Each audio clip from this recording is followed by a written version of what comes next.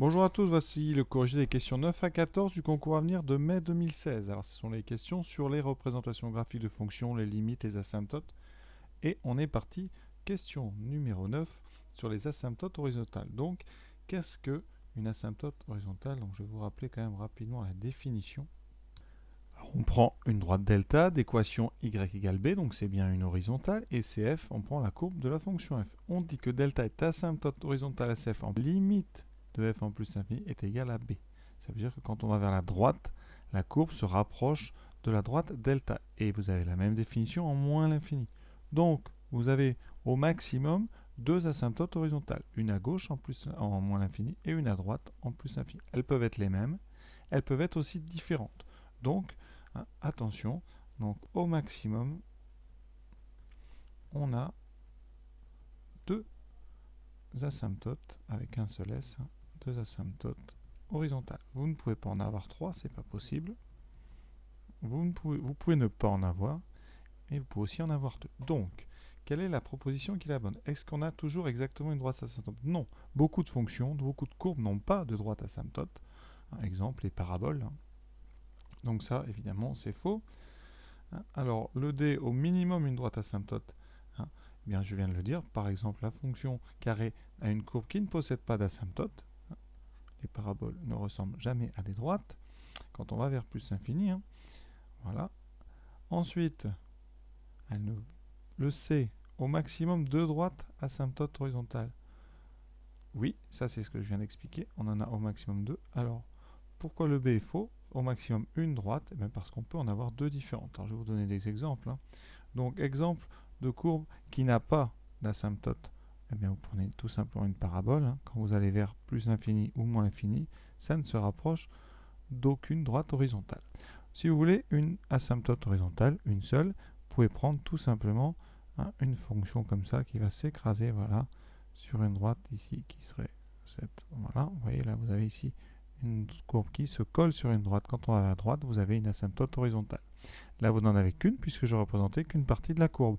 Si vous en voulez deux, eh bien, par exemple, donc vous prenez un repère, voilà, et vous prenez une courbe, eh bien, par exemple, qui au départ, eh bien, est ici, après vous bougez, et ensuite à la fin, vous la faites se rapprocher d'une autre horizontale, et comme ça, vous avez une courbe qui a deux asymptotes horizontales, mais différentes.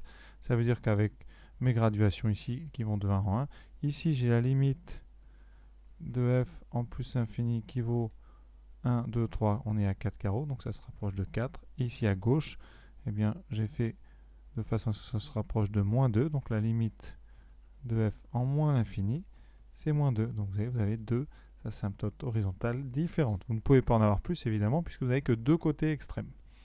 Voilà pour la question 9, ça permet un bon point de révision sur les asymptotes horizontales. Question 10. Alors, plusieurs questions qui portent sur un même tableau de variation. Donc on vous donne ici un tableau de variation. Vous voyez, avec une fonction définie partout sauf en 3. Donc vous avez ici la double barre des valeurs interdites. Elle est continue sur son domaine de définition. Elle est strictement nous donne. Voilà, première question, est-ce la limite en moins l'infini? Alors limite de f en moins l'infini, donc c'est x qui tend vers moins l'infini, donc on va lire dessous. Vous voyez, il y a marqué plus infini. Question absolument évidente. Pour le reste, vous voyez, ceux qui ont répondu 3 se sont trompés. 3 c'est la valeur interdite. Moins l'infini, c'est la limite ici. Ici, ça c'est la limite en 3, mais en 3 plus. Et moins 3, ben dans le tableau, il n'y en a pas du tout. S'il y en a un, c'est la limite en plus l'infini, pour ceux qui se sont trompés. Donc voilà, réponse évidente, limite de f en moins l'infini, c'est plus l'infini. Donc voilà une question qu'il fallait absolument traiter parce que c'est donné. Question 11. Alors, sur le domaine donc privé de 3, l'équation f de x égale 0. Combien est-ce qu'elle a de solutions? On va regarder. C'est très simple ici. Alors, vous voyez ici, de moins l'infini à 0, et même de moins l'infini à 3, vous avez ici un minimum qui est positif. Strictement, parce que au carré c'est positif, fois 5 quarts c'est positif. Donc vous n'avez pas de possibilité que ça s'annule ici, puisque vous avez un minimum qui est strictement positif. Donc les seuls endroits où ça peut s'annuler, c'est donc à droite ici, après 3. Alors on regarde, vous avez un maximum qui est positif, puisque c'est 7 racine 2 sur 5. Ensuite, Ça veut dire quoi? De 3 à 6, de moins l'infini à 7 racines de 2 sur 5, et la fonction f est continue. Donc c'est le théorème des valeurs intermédiaires. Vous avez forcément un x entre 3 et 6, où la fonction va s'annuler. Pareil, de 6 à plus l'infini, vous passez d'un nombre positif à une limite négative. Théorème des valeurs intermédiaires, vous aurez... Et vous avez donc exactement deux solutions à l'équation. On regarde, c'est donc la solution, la proposition C qu'il fallait cocher. Là encore, à simple. Kentot. Alors, si on regarde le tableau sans regarder les questions, est-ce qu'on a des kentot? Alors, si on regarde le tableau sans regarder les questions, est-ce qu'on a des asymptotes? Alors ici, la limite plus infini moins infini, pas d'asymptote, puisque les asymptotes horizontales, il faut une limite finie. Donc ici, ça ne nous intéresse pas.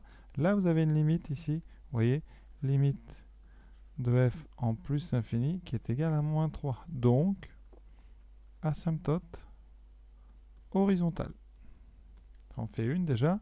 Ici, vous n'avez pas évidemment. Là, en 3, eh bien, vous avez la limite moins l'infini plus l'infini. La limite de f en 3 plus, donc à gauche, c'est moins infini. Et la limite de f en 3 moins, celle-là, ça vous donne en fait une deuxième, parce que c'est la même. Là, vous avez une asymptote verticale. Ensuite, on continue. Ici, vous n'avez pas de problème. Voilà. Donc, vous avez deux asymptotes, une horizontale et une verticale. Quelle est la bonne réponse? Alors déjà, ce n'est pas. Vous avez exactement deux droites asymptotes, horizontale ou verticale. C'est la réponse ici. C. Alors, il peut y avoir une petite ambiguïté pour ceux qui considéraient bien, que là, les limites moins l'infini plus l'infini vous donnent deux asymptotes.